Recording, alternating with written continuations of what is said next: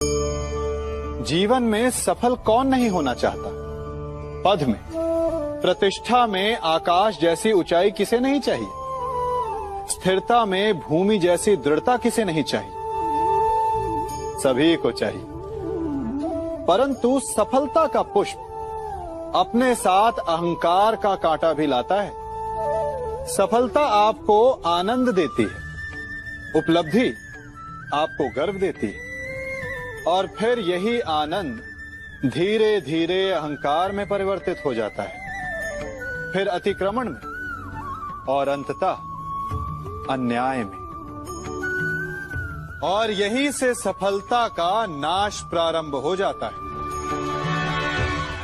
यदि आप चाहते हैं कि आपकी सफलता लोगों की दृष्टि में सम्मान बनकर रहे, लोगों के मन में शूल बनकर नहीं, तो ये आप वृक्ष से सीखिए। फलों से लदने के पश्चात वो झुक जाता है। उसी प्रकार सफलता मिलने पर विनम्रता अधिक आवश्यक है, और जीवन में अधिक सफलता पाने के लिए या पाने पर और अधिक विनम्र हो जाना चाहिए। संसार का सबसे बड़ा पाप क्या है? असत्य बोलना, हत्या कर देना, चोरी करना या किसी का अपमान करना। संसार का सबसे बड़ा पाप है किसी निर्बल को सताना, और संसार का सबसे बड़ा दंड भी उस निर्बल के मुख से निकली हाय है। आप देख रहे हैं मैं क्या कर रहा हूं? मैं लौह पिघला रहा हूं, और ये लौह पिघलता है इस चमड़ी की बनी धोनकी से निकली हवा से। तनिक सोचिए, एक मृत पशु की खाल से बनी धोनकी इतने कठोर लोहे को भस्म कर सकती।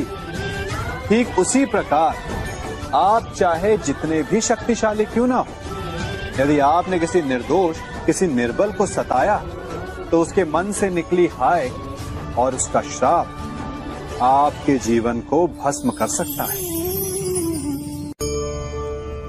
मनुष्य भी बड़ा विचित्र प्राणी है। अपनों से नीचे के स्तर के लोगों को वो हे दृष्टि से देखता है, उनका उपहास उड़ाता है, उनसे बार बार कहता है कि तुम्हारा कुछ नहीं हो सकता, तुम भविष्य में कुछ नहीं कर पाओगे।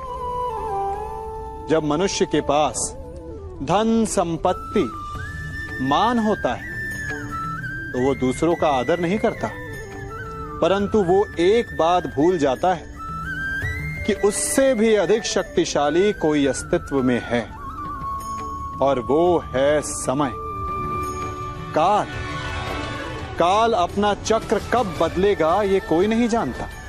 समय अपनी करवट कब लेगा ये कोई नहीं जानता।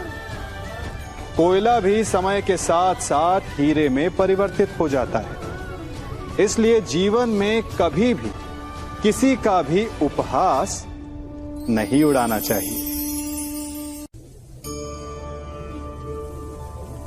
कभी सोचा है हमारा जीवन भी उस रेत की घड़ी की भांति है?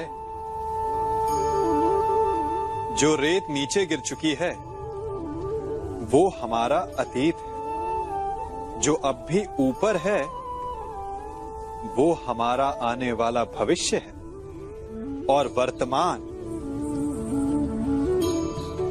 ये संकुचित स्थल है जहां से धीरे धीरे करके रेत गिर रही है। अर्थात हमारे पास जीने के लिए यही एक क्षण है।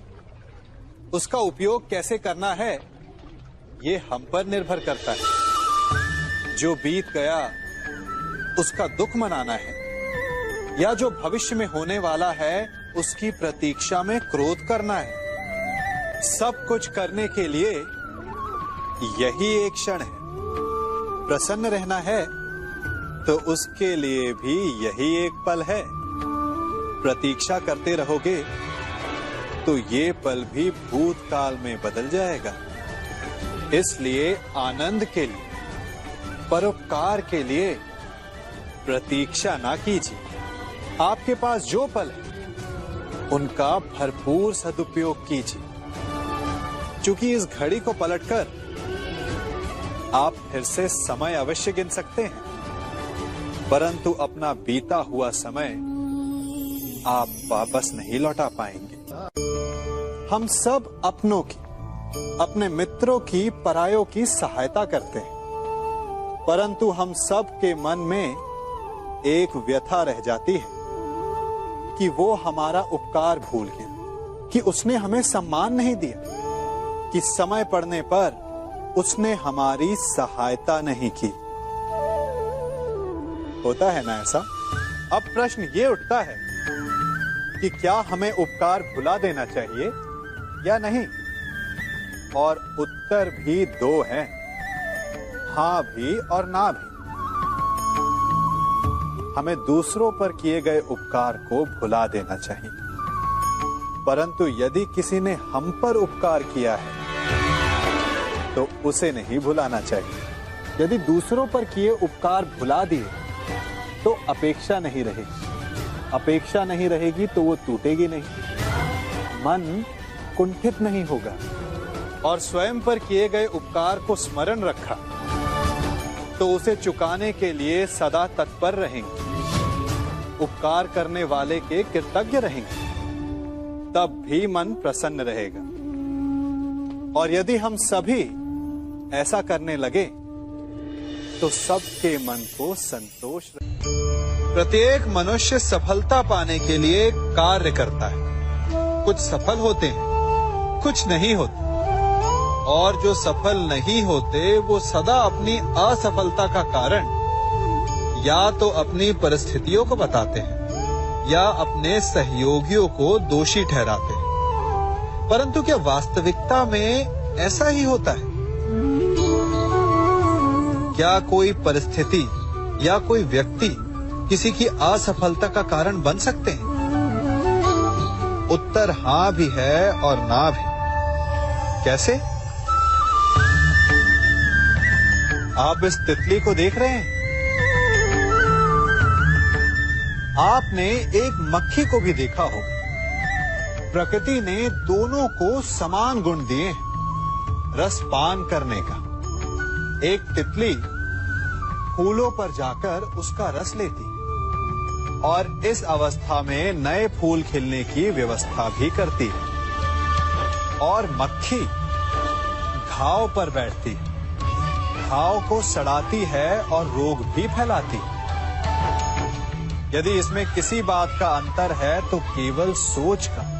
यदि आप उचित मार्ग चुनेंगे तो आपको सफलता मिलेगी, आप में उत्साह बढ़ेगा, और यदि आप अनुचित मार्ग चुनेंगे तो आपको असफलता मिलेगी, निराशा मिलेगी। अब उचित मार्ग चुनना है या अनुचित मार्ग, ये निर्णय तो आप पर निर्भर करता है।